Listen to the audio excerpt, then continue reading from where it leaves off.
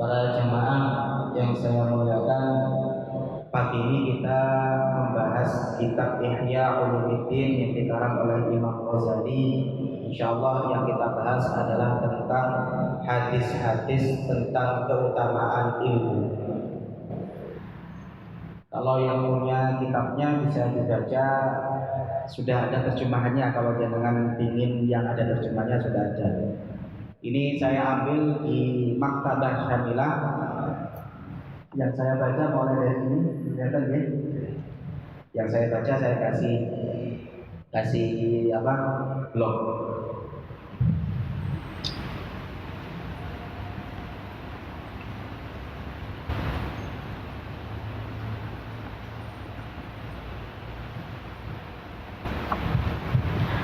Para jemaah yang saya hormati, dalam kajian Ihya sebelumnya kita telah membahas keutamaan ilmu yang ada dalam Al-Quran. Hari ini kita akan membahas tentang hadis-hadis yang menjelaskan tentang keutamaan mencari ilmu. Para jemaah, Imam Al-Ghazali menyebutkan beberapa hadis, nanti banyak sekali yang menjelaskan tentang keutamaan mencari ilmu dan ilmu itu sendiri. Hadis yang pertama, hadis muttafaq alaih, hadis yang diriwayatkan dari Muawiyah, yang diriwayatkan oleh Imam Bukhari dan Imam Muslim dalam kitab sahihnya. Rasulullah SAW bersabda, "May yuridillahu bihi khairan yufaqihuhu fid-din." Kata Rasulullah SAW, "May yuridillahu bihi khairan." Orang yang oleh Allah dikehendaki menjadi orang baik, yufaqihuhu fid-din, maka Allah Subhanahu wa taala akan memberikan kepada dia pemahaman tentang ilmu agama. Wa yulhimuhu rusydahu, dan Allah akan mengilhamkan kepada dia rusydahu, pemahaman yang bagus tentang agama. Para jemaah, ini hadis yang selalu saya sebutkan. Tanda-tanda orang baik itu kata Rasulullah SAW adalah orang itu oleh Allah Subhanahu wa taala hatinya diketuk untuk menyenangi majelis ilmu, untuk memahami ilmu agama.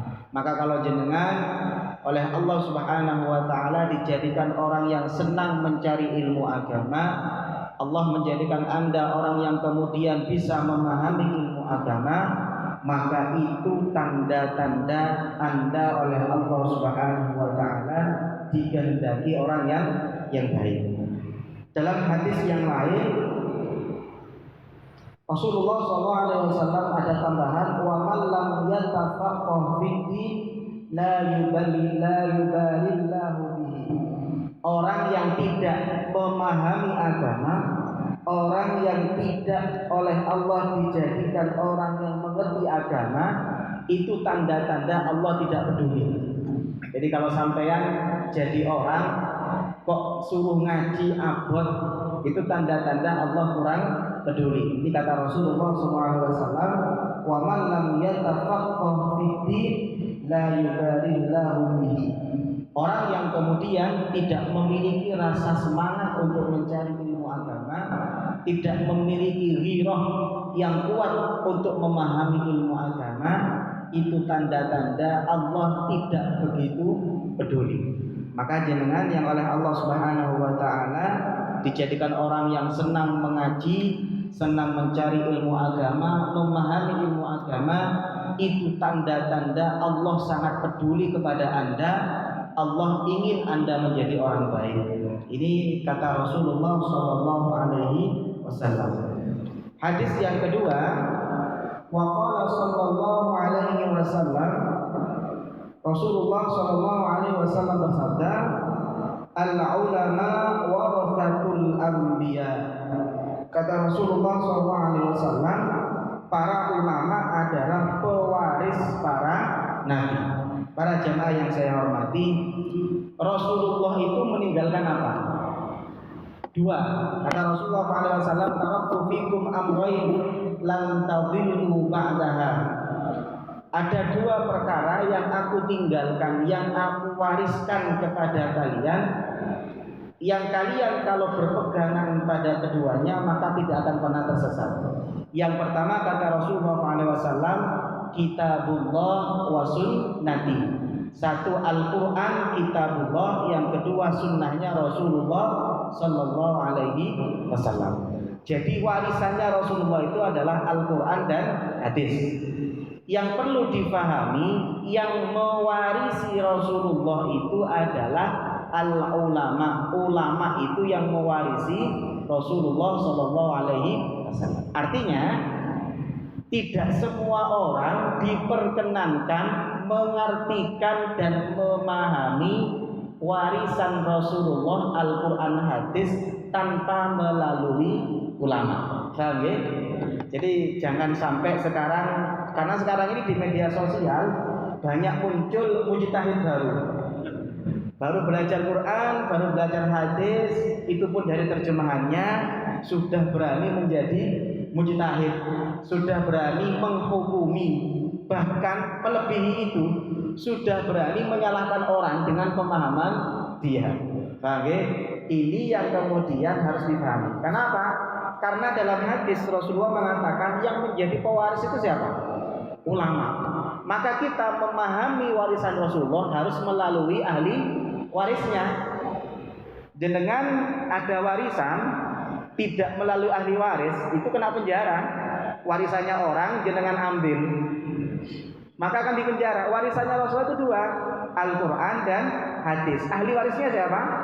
Ulama. Artinya yang berhak memahami, yang berhak kemudian mentafsirkan, yang berhak kemudian mengistimbat, menggali hukum itu adalah ulama. Makanya slogan kembali ke Al-Quran dan hadis itu yang benar ditambahi, kembali ke Al-Quran dan hadis sesuai dengan pemahaman ulama. Kenapa? Karena ulama lah yang mewarisi Rasulullah untuk bisa memahami dan mengajarkan warisan Rasulullah Shallallahu Alaihi Wasallam berupa Al-Quran, hadis. Pun para jamaah yang saya muliakan, ada dalil, ada istidlal. Paham ya? Ada dalil, ada istidlal. Dalil itu apa? Al-Quran, hadis. Istidlal itu apa? Istidlal itu adalah pemahaman, pengambilan hukum dari sebuah dalil. Banyak sekarang ini orang-orang tidak bisa membedakan antara dalil dengan istidlal. Contoh, ini agak sedikit bahaya. Kenapa kok sedikit bahaya? Kenapa kok sekarang ini banyak orang yang kemudian saling menyalahkan? Karena dia tidak memahami dalil dengan istidlal. Contoh, kemarin ada yang iseng, ada yang kemudian menurut saya ya ilmunya kurang begitu memahami. Jadi dia itu mengatakan begini, mayoritas orang Indonesia itu adalah ikut mazhab Syafi'i tapi tidak ikut Imam Syafi'i. Saya tanya kepada dia, kenapa kok seperti itu? Dia jelaskan, banyak sekali ayat-ayat yang menjelaskan Allah itu di langit, tapi orang Indonesia mengatakan Allah tidak memiliki tempat. Pun saya pahami ayat aamintum man fis samaa'i wal ardh aamintum man fis samawati, itu adalah ayat tentang dalil. Jadi ayat aamintum man fis sama, apakah kalian beriman kepada orang, kepada zat fis sama, dalam Al-Quran fis sama. Contoh lagi, Ar-Rahmanu 'alal arsyis tawa. Ayatnya itu adalah Ar-Rahman, Allah Subhanahu wa taala yang memiliki sifat Ar-Rahman, 'alal arsy istawa, di atas arasy istawa. Bahasanya Al-Qur'an istawa. Oleh orang Indonesia, oleh beberapa orang istawa diartikan bersemayam. Bersemayam itu sudah namanya istidlal, bukan dalil. Paham ya? Dalilnya apa? Ar-Rahmanu 'alal arsy istawa. Istawa itu maknanya banyak. Ada yang berarti menguasai, ada yang berarti istaqarra, ada yang berarti macam-macam. Kalau ada orang yang mengatakan Ar-Rahman Ar-Rahmanu 'alal 'arsy istawa, itu kemudian istawa diartikan bersemayam, itu sudah namanya istidlal, bukan dalil. Paham ya? Pun ada ulama beberapa mazhab termasuk Imam Asy'ari, beliau mengatakan istawa itu lafaz yang tidak boleh diterjemahkan. Maka artinya adalah Allah beristiwa di atas arsy. Kenapa? Istawa itu maknanya bisa menguasai, bisa kemudian bertempat, bisa macam-macam. Padahal Allah Subhanahu wa taala, kata Rasulullah, Allah itu ada sebelum tempat ada, dan Allah tetap ada setelah tempat diciptakan. Makanya mazhab ulama ahli sunnah wal jamaah tidak boleh mengartikan Allah itu duduk. Paham ya? Duduk di atas hingga sana, itu sudah pemahaman yang kemudian ditentang oleh beberapa ulama. Nah, kemudian ada orang yang mengatakan orang-orang di Indonesia itu tidak ikut dalil. Saya tanya dalil yang mana? Itu dalilnya Ar-Rahmanu 'alal 'arsy istawa, berarti kan Allah bersemayam. Arti bersemayam itu namanya istidlal, bukan dalil. Paham ya? Jadi bukan berarti orang yang tidak memahami istawa dengan duduk itu bukan berarti tidak memahami dalil. Karena Anda memahami istawa dengan duduk itu namanya istidlal. Paham maksud saya ini? Jadi ada dalil, ada istidlal. Nah, sekarang ini banyak orang yang salah. Artinya salah adalah dia menganggap istidlal itu dalil. Jadi kalau kita menentang pendapat dia, dianggap menentang Quran. Lagi. Kalau saya menentang pendapat dia, tidak sama dengan pendapat dia, dianggap menentang Rasulullah. Padahal dalil itu sendiri, istidlal itu sendiri. Contoh, ayat aula mastumun nisa. Aula mastumun nisa itu artinya dalil batalnya wudu. Lagi. Istidlalnya apa? Mazhab Syafi'i mengistidlal orang yang menyentuh perempuan sengaja tidak sengaja wudunya batal. Itu istidlalnya Imam Syafi'i. Abu Hanifah menganggap aula mastumun nisa itu artinya bersetubuh. Jadi kalau Abu Hanifah, kita menyentuh perempuan, menyentuh istri kita, tapi kita kemudian tidak bersetubuh, maka tidak sampai batal. Itu namanya istidlal.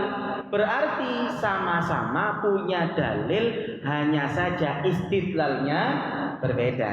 Nah, kalau kita paham istidlal sama dalil, kita itu akan legowo. Oh, ada ulama yang berbeda pendapat dengan saya. Wajar, dalilnya sama, tapi istidlalnya beda. Wong sekarang itu dalil dianggap istidlal sama. Akhirnya kalau ada ulama yang berbeda dianggap tidak ngerti dalil. Paham ya? Oh, ini yang harus saya luruskan. Jadi yang jenengan perlu pahami, al-ulama warasatul anbiya. Ulama itu para pewaris Nabi. Yang diwariskan Nabi ada dua, Al-Quran dan hadis. Artinya kalau kita ingin mewarisi, ingin memahami warisan Rasulullah, maka harus melalui para pewarisnya. Poin satu. Nomor dua, Imam Ghazali mengatakan wa ma'lumun annahu la rukhsata fawqa nubuwah wa la syarafa fawqa syarafin wirathah litilka rutbah. Kata Imam Al-Ghazali, beliau mengatakan wa ma'lumun, sudah bisa kita ketahui bahwasanya derajat paling tinggi itu adalah derajat kenabian. Maka pewaris paling tinggi adalah yang mewarisi kenabian. Makanya ulama itu kenapa oleh Allah Subhanahu wa taala diangkat derajatnya, meskipun mereka kadang-kadang budak. Nanti saya jelaskan, banyak sekali nanti ulama-ulama itu budak, tapi oleh Allah budak-budak yang menjadi ulama ini melebihi para raja. Bahkan ada raja-raja itu kalau berhadapan dengan beliau itu di bawah, meskipun dia budak. Kenapa? Karena derajat paling tinggi itu adalah derajat kenabian. Setelah kenabian tidak ada derajat tertinggi untuk manusia. Maka pewaris kenabian itu juga pewaris paling tinggi. Siapa yang mewarisi adalah para ulama. Kun. Wa qala sallallahu alaihi wasallam yastaghfiru lil alim ma fis samawati wal ard kata Rasulullah Shallallahu Alaihi Wasallam, orang-orang yang punya ilmu agama, orang-orang yang mengerti ilmu agama, maka kata Rasulullah Shallallahu Alaihi Wasallam, orang-orang yang punya ilmu agama akan didoakan oleh orang-orang makhluk yang ada di bumi dan makhluk yang ada di langit. Maka ulama itu luar biasa. Kenapa kok luar biasa? Jenengan itu kalau doa sendiri itu masya Allah belum tentu diterima. Tapi kalau ulama itu yang mendoakan, itu malaikat yang ada di langit dan malaikat yang ada di bumi, termasuk makhluk-makhluk yang ada di bumi. Makanya kata Imam Al-Ghazali, beliau mengatakan, wa ayyu mansibin yazidu ala mansibi man tashtaghilu malaikatus samawat wal ard bil istighfarilah. Derajat yang mana lagi yang bisa mengungguli derajatnya orang yang malaikat langit dan bumi sibuk beristighfar untuk dia. Jenengan didoakan malaikat itu masya Allah senengnya. Jangankan didoakan malaikat, didoakan orang alim saja luar biasa. Ini didoakan oleh malaikat. Maka kata Imam Ghazali, tidak ada derajat yang melebihi derajatnya orang yang malaikat saja sibuk membacakan istighfar untuk dia. Siapa itu? Orang yang punya ilmu agama yang cukup. Pun para jamaah yang saya hormati, Rasulullah SAW dalam hadis yang lain beliau mengatakan, yuhibbuhum ahlus sama wa yastaghfiru lahum al-hitan fil bahr idza matu. Rasulullah SAW mengatakan, orang-orang yang punya ilmu akan dicintai oleh orang-orang makhluk-makhluk yang ada di langit. Orang-orang yang punya ilmu akan dicintai oleh malaikat yang ada di langit dan didoakan oleh hewan-hewan, termasuk hewan-hewan yang ada di lautan, ikan-ikan yang ada di lautan. Itu adalah keutamaan orang-orang yang memiliki ilmu. Para jamaah yang saya muliakan, kenapa malaikat itu mendoakan orang punya ilmu? Kenapa hewan-hewan itu mendoakan orang punya ilmu? Kata ulama, Allah itu bisa jadi akan menurunkan azab. Umpama ada satu dosa yang seharusnya Allah menurunkan azab ke satu negara, ke satu daerah di Surabaya. Tapi ketika Allah Subhanahu wa taala melihat di daerah itu ada orang-orang alim, di daerah itu ada orang-orang baik, maka Allah tidak jadi menurunkan azab. Maka hewan-hewan yang di daerah itu berterima kasih. Kenapa kok berterima kasih? Karena mereka bisa selamat dari azab bencana. Salah satunya adalah karena keberkahan orang-orang yang alim. Makanya dalam hadis yang lain mengatakan, laula syuyuh rukak, andaikan tidak ada orang-orang tua yang ahli sujud, andaikan tidak ada bayi-bayi yang nyusu netek kepada ibunya, maka Allah Subhanahu wa taala akan menurunkan azab ke satu daerah. Maka jenengan kadang-kadang di daerah jenengan aman, bisa jadi karena di dalamnya banyak orang yang sujud. Jenengan di satu daerah oleh Allah dikasih rasa aman, bisa jadi karena orang alim yang ada di daerah itu, yang Allah melihat orang alim itu sehingga tidak menjadikan kita terkena azab. Makanya kenapa ulama-ulama itu didoakan bukan hanya oleh malaikat, bahkan oleh hewan-hewan yang ada di bumi pun. Yang kedua, selanjutnya Rasulullah SAW mengatakan, innal hikmata tazidu syarif syarafan. Ilmu itu mampu menambah orang mulia semakin mulia. Wa tarfa'ul mamluk hatta yudrika madarikal muluk. Mampu mengangkat para budak sehingga mereka bisa sejajar dengan para raja. Maka kalau jenengan lihat banyak ulama-ulama itu yang berasal dari budak. Saya ada di sarahnya dijelaskan, ada namanya Abul Aliyah. Abul Aliyah ini orang biasa. Abul Aliyah ini kuntu adiya ibni Abbas wa Quraisy aulah fayakhudhu bi yadi fayujlisuni ma'ahu 'ala sarir fataghamazat fiyya Quraisy fa fatina lahum ibnu Abbas. Kata Aliyah, Abul Aliyah itu orang biasa, mungkin bahasa sekarang itu rakyat jelata.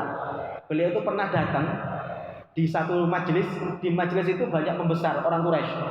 Jadi majelisnya para pejabat. Ada orang biasa, ada budak yang datang kepada Abdullah ibnu Abbas. Abul Aliyah ini orang biasa, rakyat biasa, tapi alim. Maka Abul Aliyah ini kemudian oleh Ibnu Abbas dipanggil. Jadi biasanya kan kalau kumpulan pejabat yang kemudian orang-orang biasa kan di belakang. Ini ada kumpulan orang-orang mulia, orang-orang Quraisy, kemudian ada Abul Aliyah datang. Oleh Ibnu Abbas malah disuruh maju. Disuruh duduk di sampingnya Abdullah ibnu Abbas. Maka tokoh-tokoh Quraisy pada waktu itu saling pelilak-pelirik. Artinya pelilak-pelirik itu adalah sopo saiki. Tidak punya kedudukan, tapi duduk sejajar dengan Abdullah ibnu Abbas. Maka Abdullah ibnu Abbas kemudian beliau mengatakan, hakadzal ilmu yazidu syarif syarafan wa yujlisul muluk alal usrah. Inilah ilmu. Ilmu itu mampu menjadikan orang mulia semakin mulia, mampu menjadikan budak setara dengan raja. Itu kata Abdullah ibnu Abbas. Makanya kalau jenengan lihat Harun ar-Rasyid, kalau jenengan lihat Harun ar-Rasyid itu raja Bani Umayyah, raja Bani Abbasiyah. Malik bin Imam Malik itu adalah rakyat biasa yang hanya tiap hari ngajar hadis di Masjid Nabawi. Tapi Harun ar-Rasyid itu sangat segan kepada Imam Malik. Jadi Harun ar-Rasyid itu punya anak, itu Imam Malik dipanggil. Mungkin maksudnya itu privat. Jadi Harun ar-Rasyid itu raja yang minta Imam Malik untuk privat anaknya. Beliau punya anak banyak, ingin diajari agama. Beliau bilang sama Imam Malik, kalau bisa jenengan ke rumah saya, ke istana saya, maka jenengan kalau ke istana saya nanti ingin saya suruh ngajar anak-anak saya. Imam Malik tidak mau, kata beliau, al ilmu yuta walayati. Kata Imam Malik, ilmu itu didatangi bukan datang. Itu Imam Malik. Seorang khalifah yang luar biasa. Kalau jenengan tahu istananya Harun ar-Rasyid, istananya Harun ar-Rasyid itu begitu luasnya. Jadi kalau beliau dari rumahnya, tempat tinggalnya di tengah, itu mau keluar gerbang, itu semalam tidak cukup waktunya. Saking lebarnya istananya Imam Khalifah Harun ar-Rasyid. Itu pun ketika Imam Malik disuruh ngajar anaknya, beliau tidak mau. Beliau mengatakan al ilmu yuta walayati. Ilmu itu didatangi, bukan datang. Khalifah ketika anaknya ngaji, Imam Malik itu kalau ngaji itu masya Allah, itu pakaiannya lebih mewah dibandingkan pakaiannya Khalifah, karena beliau menghargai ilmu. Tapi kalau Imam Malik tidak ngaji, pakaiannya itu biasa. Tapi kalau ngaji, pakaiannya itu lebih hebat dibandingkan Khalifah. Dan kalau Khalifah itu ngaji, tidak boleh ada di depan, ya seperti di belakang. Jadi Imam Malik itu kalau ngaji, itu kursinya nggak seperti ini, kursinya tinggi untuk menghargai ilmu. Semua yang ngaji itu di bawah, termasuk Khalifah, presiden kalau ngaji itu di belakang, di bawah, nggak boleh ada tempat khusus. Itu ilmu. Makanya kata Ibnu Abbas, hakadzal ilmu, inilah ilmu, mampu menjadikan orang alim semakin mulia, orang mulia semakin mulia, dan mampu menjadikan budak setara dengan raja. Ada lagi, ada namanya Atha bin Abi Rabah. Atha bin Abi Rabah ini seorang budak. Atha bin Abi Rabah itu kemudian dakhala ala Hisham bin Abdul Malik, kana alaihi qamis danas. Atha bin Abi Rabah ini pernah masuk ke istana khalifah. Mungkin kalau bahasa sekarang beliau masuk ke gedung presiden itu, istana negara. Jadi Atha bin Rabah seorang budak tapi alim, beliau muridnya Abdullah bin Abbas. Beliau masuk ke istana negara menggunakan pakaian yang tidak layak. Pakaiannya biasa, pakaiannya malah compang-camping. Maka kemudian beliau falamma ra'ahu qala marhaban marhaban hauna farafa'u hatta masat rukbatahu wa indahu asyrafun nas yatahaddatsuna fasakatu. Ketika itu khalifah itu dikelilingi oleh para menteri. Ada menteri ini, ada menteri ini, ada tokoh ini, ada tokoh ini. Datang seorang budak namanya Atha bin Abi Rabah. Atha bin Abi Rabah itu kata ulama orangnya budak hitam, kemudian hidungnya itu pokoknya tidak layak lah. Jadi budak hitam, wajahnya sangat tidak tampan sama sekali. Itu Atha bin Abi Rabah. Ketika masuk ke istana khalifah, ke istana negara, maka Atha bin Abi Rabah itu suruh maju. Saking hebatnya, sampai kata ulama, dengkulnya Atha bin Rabah itu nempel dengan dengkulnya khalifah. Jadi dengkulnya dia nempel dengan dengkulnya presiden. Maka menteri-menteri itu kemudian kagum semua. Iki aku sih jadi menteri, aku mah duduk bareng dengan presiden. Ini ada seorang budak yang kulit hitam, wajahnya tidak begitu tampan, pakaiannya biasa-biasa saja, tapi oleh seorang khalifah diangkat sejajar dengan khalifah, bahkan lututnya nemplek dengan lututnya khalifah. Maka para menterinya kemudian diam saja. Kemudian ada lagi cerita tentang Atha bin Abi Rabah. Ketika beliau melakukan sholat, ada namanya Sulaiman bin Abdul Malik, ini putra negara, jadi putra pangeran. Beliau membawa dua anaknya menghadap Atha bin Abi Rabah. Ketika beliau datang ke rumahnya Atha bin Abi Rabah, seorang budak jelek, kemudian hidungnya, ya mungkin hidungnya itu menjorok ke dalam, bukan menjorok keluar, menjorok ke dalam.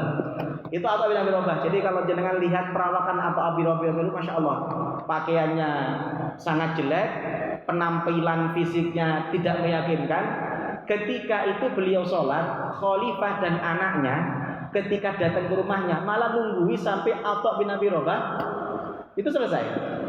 Maka kemudian Abdul Malik, Sulaiman bin Abdul Malik, seorang khalifah, mengatakan kepada anaknya, anakku, ketahuilah inilah bedanya kita dengan mereka. Kamu nanti akan jadi raja. Cuma ingat, seorang raja itu akan hina di hadapan para ulama. Itu seharusnya seorang pemimpin kepada ulama. Jadi seharusnya ulama itu di atasnya raja. Makanya dulu kalau jangan lihat sejarah Wali Songo, ada Raden Ainul Yakin Sunan Giri. Sunan Giri itu termasuk salah seorang penasehat para raja di Jawa. Jadi raja-raja di daerah Islam, raja Islam itu bisa menjadi raja kalau dapat stempelnya Sunan Giri. Paham ya? Itu seorang ulama. Nah, sekarang sudah agak bergeser. Ulamanya yang kemudian diangkat oleh presiden. Ya tidak salah, tapi ya seharusnya ulama itu memang di atasnya presiden. Jadi kalau di zaman dulu itu ada lagi, jenengan tahu Abdullah ibnu Abdissalam. Abdullah ibnu Abdissalam itu terkenal sebagai Sultanul Ulama, ratunya para ulama. Itu di zaman dinasti Ayyubiyah. Jadi dinasti Ayyubiyah itu dulu, di zaman dinasti Ayyubiyah terakhir itu ada serangan tentara Mongol. Tentaranya Hulaguhan, cucunya Genghis Khan. Itu kemudian menghabiskan semua daerah muslim. Masya Allah, kalau jenengan bahkan dulu zaman itu banyak yang mengatakan yang namanya Ya'juj Ma'juj itu ya mereka. Sampai ada yang mengatakan Ya'juj Ma'juj itu mereka. Kenapa? Karena tentara Mongol itu kalau datang ke satu daerah itu sudah habis. Jadi kalau datang ke satu hutan, hutannya gundul. Kalau datang ke satu kota, semuanya luluh lantak, tidak ada yang tersisa. Itu tentara Mongol. Maka tentara Mongol itu kemudian mau mendatangi daerah Mesir sampai ke nanti pertempurannya di Ain Jalut. Itu sudah sampai ke situ. Maka Abdullah ibnu Abdissalam, ada khalifah terakhir pada waktu itu dari dinasti Ayyubiyah, oleh Abdullah ibnu Abdissalam dikatakan, kamu berani memimpin jihad melawan tentara Mongol. Ketepatan khalifah Ayyubiyah terakhir itu pengecut. Dia berpikir, kalau saya menghadapi tentara Mongol itu kan sama dengan saya nyetor nyawa. Bayangkan satu pasukan yang begitu ditakuti, kemudian ada khalifah yang kemudian sangat takut. Saya nggak berani. Maka kata Abdullah bin Abdissalam, kalau kamu nggak berani ya sudah, turun dari tahta kamu. Itu ulama. Kalau kamu nggak mau berani mimpin, turun dari tahta kamu atau saya akan menurunkan. Itu ulama. Itu masya Allah. Begitu wibawahnya yang namanya Abdullah bin Salam. Kalau kamu nggak berani, maka kamu turun, kalau nggak aku turunkan. Maka kemudian khalifah itu mengatakan, ya sudah saya turun aja dibandingkan resiko nyawa saya hilang. Katanya salah seorang dinasti Ayyubiyah terakhir. Maka Abdullah ibn Abdissalam mengutus salah seorang budak nanti. Ini nanti yang akan menjadi dinasti Mamalik di Mesir. Jadi Mesir itu pernah dikuasai oleh dinasti Mamluk atau Mamalik. Mamalik itu jamaknya Mamluk. Kenapa dikatakan Mamluk? Mamluk itu artinya budak. Satu kekuasaan yang presidennya itu dipimpin oleh budak. Karena pada waktu itu satu-satunya yang berani untuk mimpin jihad itu adalah salah seorang budak yang kemudian oleh Abdullah bin Ibni Abdissalam diangkat menjadi khalifah. Kemudian terjadilah perang yang namanya perang Ain Jalut yang kemudian mampu memukul tentara Mongol. Itulah ulama. Jadi ulama itu sebenarnya melampaui batasnya kekuasaan seorang khalifah. Pun para jamaah yang saya muliakan, selanjutnya Rasulullah SAW beliau mengatakan, wa qala Rasulullah SAW khoslatani la yakunani fi munafikin. Ada dua hal yang tidak mungkin ada pada orang munafik. Maka kalau jenengan punya dua hal ini, maka itu tanda-tanda Anda selamat dari penyakit munafik. Apa dua hal yang tidak mungkin ada pada orang munafik? Kata Rasulullah SAW, yang pertama adalah husnu samtin, perilaku baik. Orang munafik itu tidak mungkin punya perilaku baik. Kalaupun orang munafik punya perilaku baik, biasanya tampak luarnya saja. Itu orang munafik. Ya, pura-pura. Jadi kalau di depan kita dia baik, kalau di belakang mukul, itu tanda orang munafik. Karena ada dua hal yang tidak mungkin dimiliki orang munafik. Yang kedua, wafiqhun fiddin, mengerti agama. Maka kata Rasulullah, ciri-ciri orang munafik itu tidak mau memahami agama. Bagaimana dia mau memahami agama, wong dia agama cuma dijadikan tameng. Bagaimana kemudian dia mau memahami agama, wong agama oleh dia hanya dijadikan sebagai bemper. Maka kata Rasulullah, ada dua hal yang tidak mungkin ada pada orang munafik. Satu, perilaku baik. Yang nomor dua, paham agama. Maka kalau jenengan senang ngaji, memahami agama, itu tanda-tanda Allah menjadikan Anda tidak punya sifat munafik. Para jamaah yang saya muliakan, kata Imam Ghazali, meskipun Ustaz, apakah ada ulama yang munafik? Ya ada, tidak ada. Jadi semuanya juga ada. Apa yang ulama munafik? Kata Imam Ghazali, beliau mengatakan, wala tashukkanna fil hadits li nifaqi ba'dil fuqaha zaman fa innahu ma arada bil fiqha alladhi dhanantahu wa sayati ma'na al fiqh wa adna darajatil faqih ay ya'lama anna al akhirah khairun minad dunya.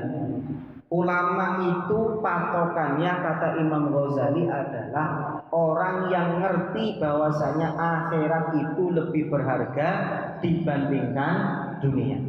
Jadi kalau ada ulama lebih mementingkan dunia, kata Imam Ghazali, itu tidak layak dikatakan ulama. Makanya munafik tidak mungkin ngerti agama.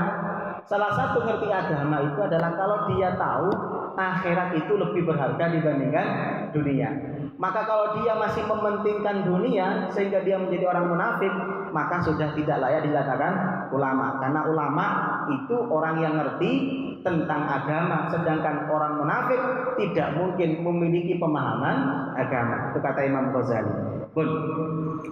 Selanjutnya, wa adna darajatil faqih ay ya'lama anna al-akhirah khairun minad dunya, dan seterusnya. Tadi ini sudah saya jelaskan.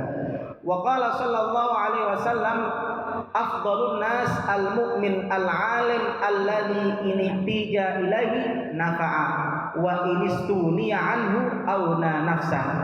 Kata Rasulullah sallallahu alaihi wasallam, manusia paling utama itu adalah seorang mukmin yang punya ilmu. Kenapa? Orang yang punya ilmu itu kalau dibutuhkan bermanfaat, kalau lagi tidak dibutuhkan dia tidak butuh orang. Paham ya? Itu orang punya ilmu. Jadi orang punya ilmu itu kalau ada orang yang butuh ingin tanya, dia menjadi orang bermanfaat.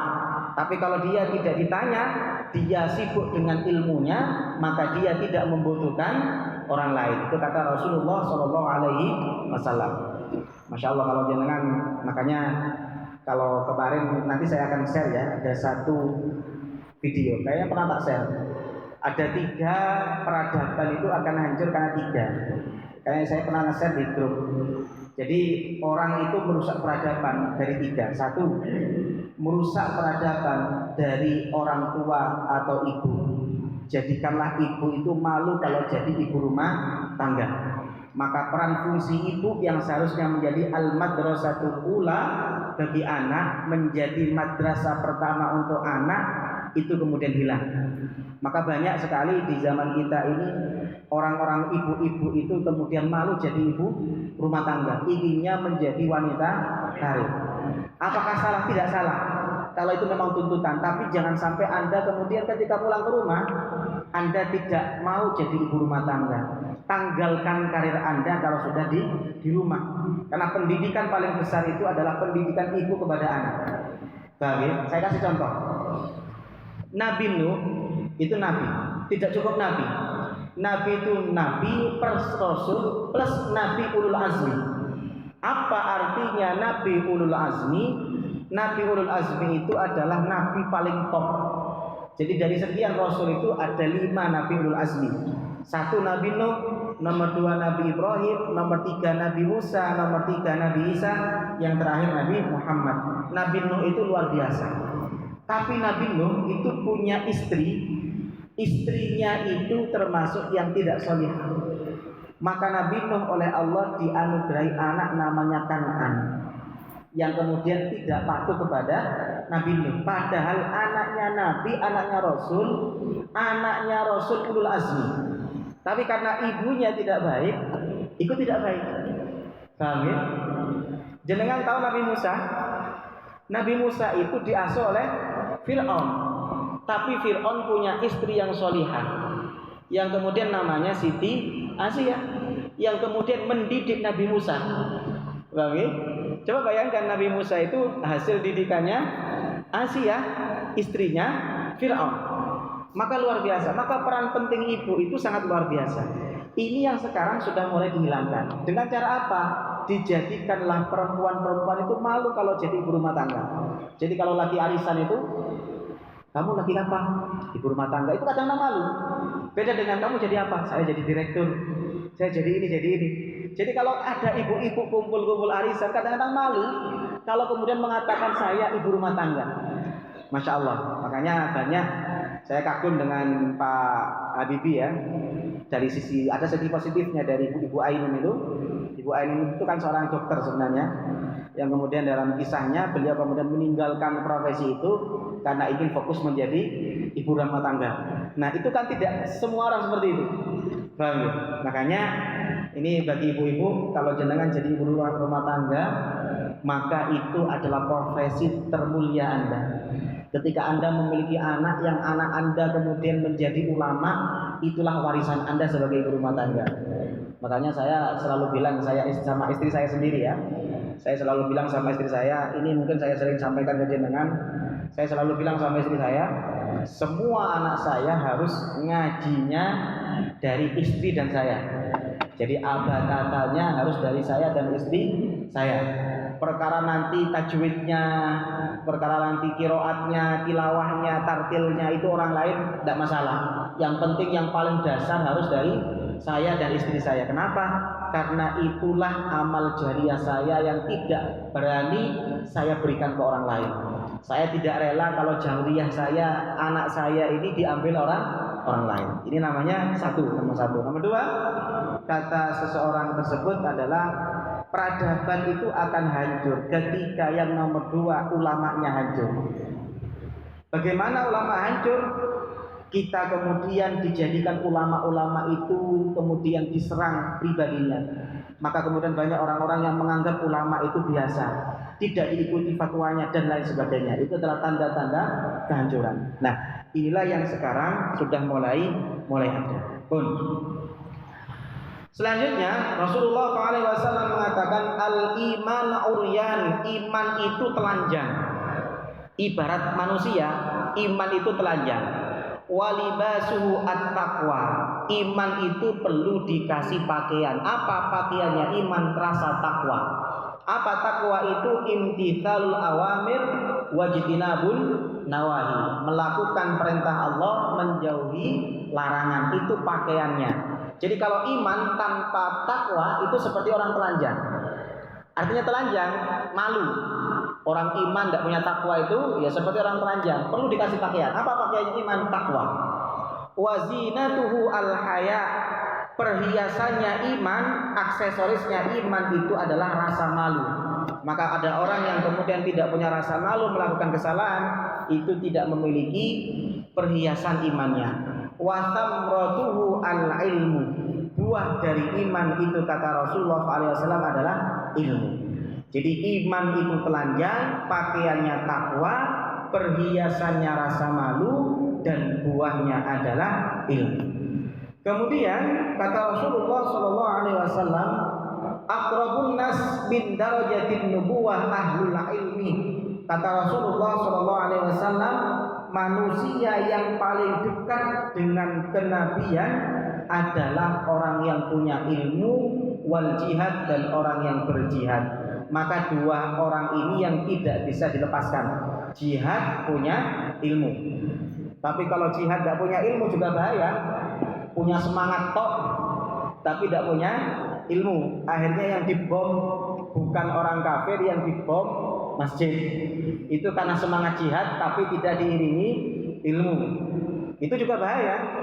Yang disembelih bukan orang Yahudi, yang disembelih saudaranya sendiri. Yang dibom temannya sendiri. Yang ngebom Allahu Akbar, yang dibom Allahu Akbar. Ini kalau jihad tanpa ilmu. Maka ada dua hal yang kata Rasulullah tidak boleh dipisah, ilmu dan jihad. Amma ahlul ilmi fadallun nas ala ma ja'at bi rusul. Kata Rasulullah SAW, orang yang punya ilmu menunjukkan manusia terhadap ajaran yang dibawa oleh para rasul. Tapi orang yang jihad, maka dia akan menjadikan orang kemudian menuju apa yang dibawa oleh Rasulullah Shallallahu Alaihi Wasallam. Inilah beberapa keutamaan orang yang punya ilmu. Makanya para jamaah yang saya hormati, saya sering menyampaikan ke jenengan, usahakan dalam satu keluarga itu ada satu anak atau cucu jenengan yang ahli ilmu. Jadi jenengan kalau bisa satu keluarga punya anak 3 atau 4, maka jenengan usahakan yang lain ada yang jadi pengusaha sukses, yang lain ada yang punya profesi luar biasa, tapi usahakan ada salah satunya yang dididik jadi ahli ilmu, ahli Quran. Kalau nggak bisa anaknya, cucunya, Ustaz anak kalau kasih. Maka kalau jenengan tidak bisa anaknya, cucunya harus punya. Jangan punya mimpi, salah satu cucu saya harus punya ilmu, harus jadi orang yang ahli ilmu, ahli Quran. Satu keluarga harus ada satu. Paham ya? Kenapa kok ini saya sampaikan? Karena dalam hadis salah satu yang memberi syafaat itu bukan hanya Rasul. Salah satu yang memberi syafaat adalah ahli ilmu dan ahli Al-Quran. Bahkan dalam sebuah hadis, ahli Quran itu mampu memberikan syafaat kepada 10 anggota keluarga yang seharusnya masuk neraka, tidak jadi masuk neraka karena diberi syafaat oleh orang yang punya ahli ilmu dan ahli Quran. Maka idealnya satu keluarga ada satu. Jadi anggota keluarga 10 ada satu. Kalau nggak bisa anaknya, cucunya harus ada satu. Tidak apa-apa, jangan punya anak yang lain sukses di sini, sukses ini, masalah. Tapi satu harus sukses dalam mengajar ilmu dan ahli Quran. Tidak apa-apa, jangan anaknya ada yang jadi presiden, ada yang jadi ada yang jadi pengusaha sukses, ada yang jadi insinyur, tidak masalah. Cuma harus ada satu. Kalau nggak anaknya, cucunya yang jadi ahli ilmu. Ini nanti yang jadi penyelamat keluarga. Ini nanti yang akan menjadi penyelamat ketika salah satu keluarga kita itu oleh Allah Subhanahu wa taala amalnya kemudian pas-pasan. Jadi kalau satu keluarga tidak ada satu yang ahli ilmu, siapa yang akan nolong kita? Maka harus ada satu orang yang kemudian dikader jadi ahli ilmu, jadi ahli Al-Qur'an. Kalau Ustaz, wis anak kula wis kaset, cucu kula wis kadung. Sing paling enak ya golek mantu sing ahli ilmu. Enak itu. Ndak soro-soro nyekolano, ndak soro-soro mondokno, kari di JP enak itu. Ndak soro ngirim nang pondok, ndak soro-soro semacam-macam kari JP enak itu. Tapi harus ada satu. Nah, oke. Kalau enggak anaknya, cucunya. Kalau enggak bisa ya mantunya anak, mantunya cucu, mantu dari atas. Intinya harus ada satu. Bangke. Makanya ada seorang ulama namanya Syekh Ramadan Al-Ghuti. Syekh Ramadan Al-Ghuti itu salah seorang ulama Suriah. Beliau itu anaknya macam-macam. Ada yang jadi insinyur, ada yang jadi dokter, tapi ada yang jadi ahli ilmu. Jadi satu ada yang ahli ilmu. Jadi ada yang dibagi tugas. Bangke. Di keluarga saya juga termasuk saya luar biasa. Di keluarga istri itu menurut saya juga bagus. Jadi saya satu keluarga di istri itu ada 4 bersaudara. Itu semuanya beda. Jadi yang anak pertama itu teknik S3-nya di Jepang. Sekarang ada jadi peneliti di LIPI. Yang kedua dokter spesialis. Yang ketiga di ekonomi. Istri saya yang di kader jadi ahli agama. Jadi harus ada satu. Jadi ada yang jadi macam-macam, tapi harus ada satu yang dikatur jadi agama. Intinya harus ada satu. Kalau nggak anaknya ya cucunya. Jangan harus punya mimpi. Kalau nggak anak saya, cucu saya harus ada satu. Yang saya kader jadi ahli ilmu, saya kader menjadi ahli Al-Quran. Inilah nanti yang ketika kita meninggal, kita itu akan melihat di alam kubur. Makanya kemarin saya cerita ke jenengan, ada orang di kuburan itu kaget. Kenapa kok kaget? Karena dapat nikmat yang luar biasa, karena dapat derajat yang tinggi, padahal merasa ibadahnya pas-pasan. Saking kagetnya orang ini mengatakan min anna hada, dapat dari mana saya kemuliaan seperti ini? Maka malaikat menjawab bistighfari waladika lak, karena kamu punya anak yang tiap hari tidak lupa baca istighfar untuk kamu. Jenengan punya cucu yang dikader jadi ulama, jadi ahli Quran, yang itu barokahnya jenengan mengkader sehingga dia jadi ilmu. Maka setiap dia mengajar ilmu, jenengan mati dapat kiriman orang ngaji, dapat kiriman ahli ilmu. Jenengan punya cucu, punya anak satu yang kemudian dikader menjadi ahli ilmu, ahli Al-Quran, tiap hari ngajar, tiap hari mencerahkan orang, tiap hari membimbing manusia menuju kebaikan. Jenengan meninggal, setiap kebaikan yang dilakukan oleh cucu jenengan, anak jenengan yang jenengan kader, jenengan di dalam kuburan dapat pahala yang sama. Minimal ada satu.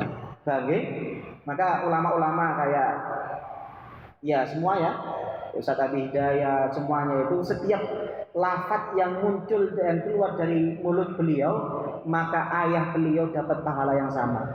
Saya ngajar, setiap yang keluar dari mulut saya, abah ibu saya yang dulu membiayai saya mencari ilmu, mendapatkan pahala yang sama. Saya mungkin tidak bisa membalas kebaikan beliau, tapi saya niati ketika saya mengajar ini adalah setiap lafaz, setiap kata-kata yang saya keluar dari mulut saya, beliau lebih berhak mendapatkan pahalanya dibandingkan siapapun juga. Ini yang harus kita miliki. Satu saja. Oke, pun ini yang para jemaah yang saya muliakan, yang bisa saya sampaikan. Insyaallah akan kita lanjutkan di kajian selanjutnya tentang hadis-hadis lain tentang keutamaan ilmu. Kalau ada yang mau ditanyakan, saya persilahkan.